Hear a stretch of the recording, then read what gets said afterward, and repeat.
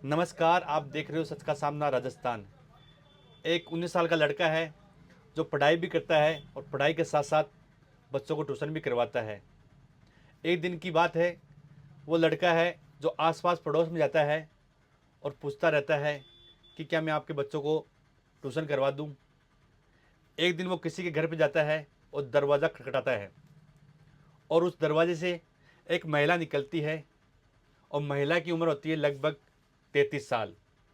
और जैसे ही वो बाहर निकलती है और पूछती है क्या बात है, क्या दिक्कत है, वो लड़का कहता है कि आपके घर में बच्चे हैं जिनको मैं ट्यूशन करा सकूं।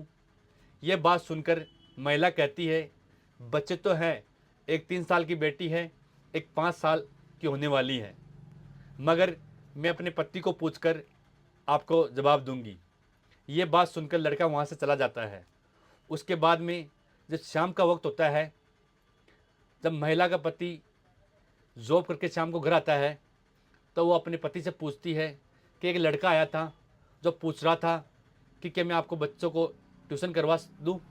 ये बात सुनकर पति हंसते हैं और कहते हैं एक बच्ची तो अभी 3 साल की है और दूसरी बच्ची 5 साल की हो रही है, फिर भी कोई दिक्कत नहीं।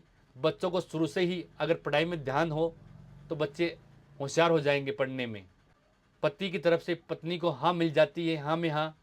उसके बाद में पत्नी सोचती है जो लड़का आएगा तो उसको जवाब दे देंगे।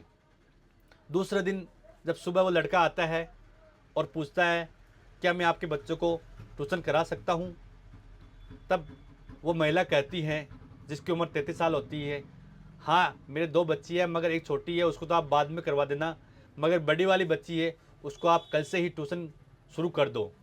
ये बात सुनकर वो लड़का दूसरे दिन से ही ट्यूशन स्टार्ट कर देता है। कुछ दिन बाद में उस लड़के का मन बदल जाता है, उसका मन उस महिला की तरफ आकर्षित हो जाता है और उस महिला को वो पहले दीदी बोलता था और उसके बाद उसके नाम से पुकारने लगता है। उस महिला को जब नाम से पुकारता है, दोनों में दोस्ती होती है, बातचीत होती है और वो बातचीत प्यार में बदल जाती है और दोनों इस तरीके से रहने लग जाते हैं जैसे कि पति और पत्नी रहते हैं।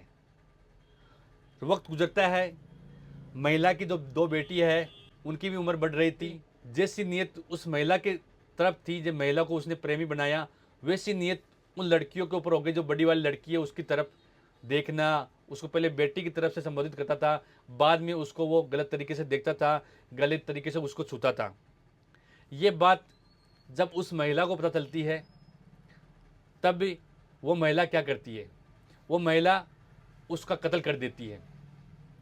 और ये कत्ल पूरे उत्तर प्रदेश में बुरी तरीके से फैल जाता है। ये घटना आपको बता दें, ये घटना सच्ची घटना है और ये उत्तर प्रदेश की है। वक्त होता है 8 दिसंबर 2025 का, सुबह का वक्त होता है और सुबह लगभग 9 बजे होते हैं। और 9 बजे के वक्त जब उत्तर प्रदेश की पुलिस हेल्पलाइन होती है, 102 नंबर टोल फ्री नंबर होते हैं, उस पर कॉल आता है एक महिला का और एक पुलिस महिला कर्मी उस कॉल को उठाती है और वो कॉल उठा के बोलती है हम आपकी क्या सहायता कर सकते हैं। तब एक महिला कहती है मैंने एक कत्ल कर दिया है, मेरे पास एक बॉडी पड़ी है। ये बात सुनकर जो पुलिस महिला कर्मी होती है वो सोचती है सुबह का वक्त है और सुबह सुबह कोई मजाक कर रहा होगा, मगर फिर से दोबारा जो पुलिस कर्मी के द्वारा पूछा जाता है हम आपकी क्या हेल्प कर सकते हैं।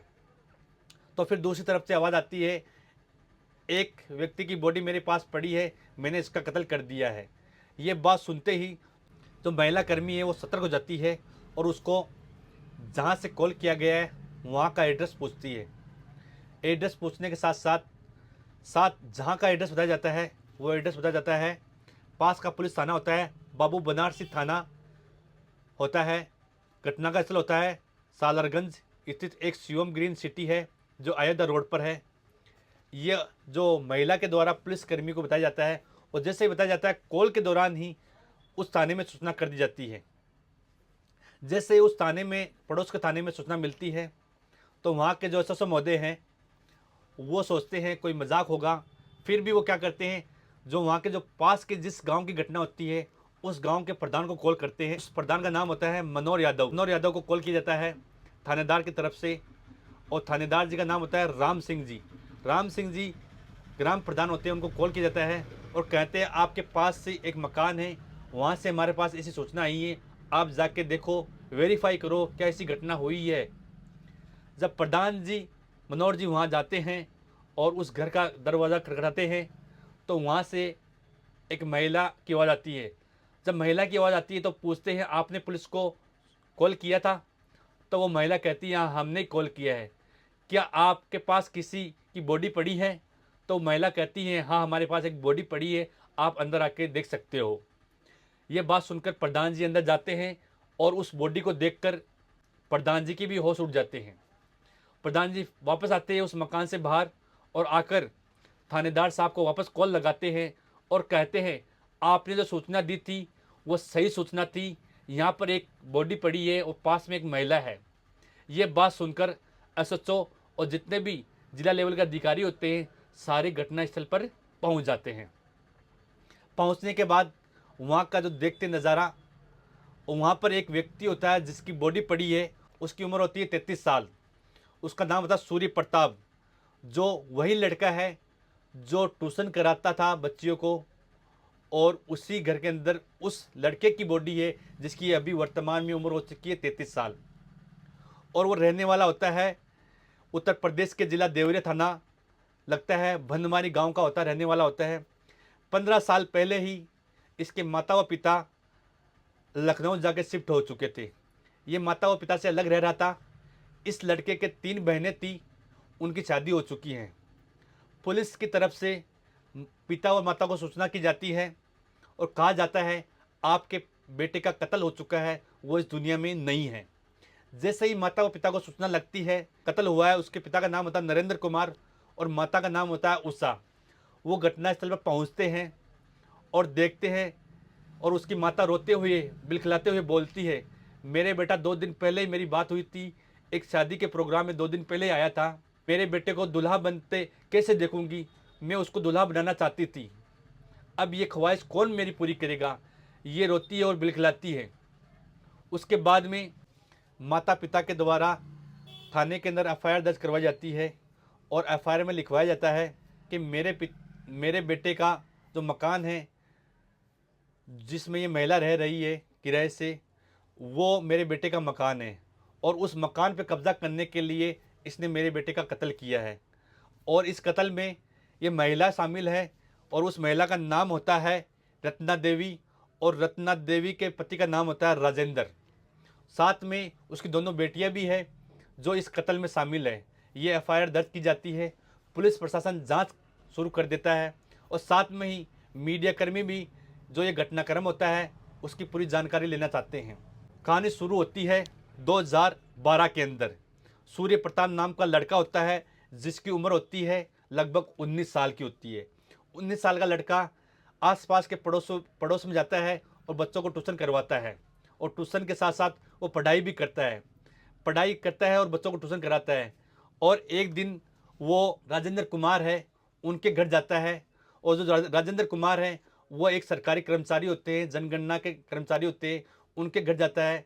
उनके घर पे उनकी पत्नी दिन में अकेली रहती है और जो राजेंद्र कुमार है वो अपनी जॉब जाते हैं और शाम को घर आते हैं। जब वो लड़का एक दिन बच्चों की तलाश के अंदर उनके घर पहुंचा और जो रत्ना देवी है उनसे पूछा कि क्या मैं आपके बच्चों को ट्यूशन करा सकता हूं दीदी। तब उसी रत्ना देवी ने कहा मैं अपने पति को पूछकर आपको बताऊंगी। उसके बाद में उसने अपने पति को पूछा, पूछने के बाद पति ने कहा ट्यूशन करवा लो। फिर बच्चों को ट्यूशन करवाना शुरू कर दिया। तो रत्ना देवी का जो पति है राजेंद्र कुमार, उसकी एक गलत आदत थी। उसकी गलत आदत ये थी कि वो नशेड़ी था और नशे की वजह से वो कई बार बीमार रहता था और बीमार की वजह से 2 साल बाद में उसका देहांत हो चुका था। और लगातार जो सूर्य प्रताप है वो उनके घर पर आना जाना था और बच्चों को ट्यूशन करवा रहा था। उसके बाद में जो पत्नी है रत्ना देवी वो विधवा हो जाती है और जो सूर्य प्रताप उनके घर पे आना जाना रहता है उनका संपर्क हो जाता है और पहले दोस्ती होती है, दोस्ती प्यार में बदल जाती है। प्यार के बाद में वो उस रत्ना देवी को अपने घर पे रख लेता है। लोग तो कहते हैं कि किराए पर रहते हैं, मगर किराए पर तो नहीं रहते थे। उनका परिवार वाले बता रहे हैं कि हमने कई बार विरोध भी किया था इसका, मगर इसने हमारी बात नहीं मानी और उसके नज़दीकी ज़्यादा बढ़ती गई रत्ना देवी और सूर्य प्रताप की। रत्ना देवी, सूर्य प्रताप और उसकी 2 बेटियां, वो विधवा हो चुकी थी, मगर साथ में ही सूर्य प्रताप के साथ में उसके मकान में रह रही थी।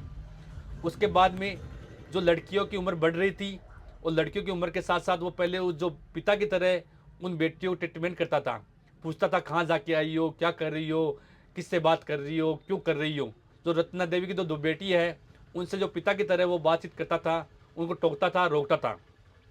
उसी के बारे में कई बार उनके बहस हो जाती थी।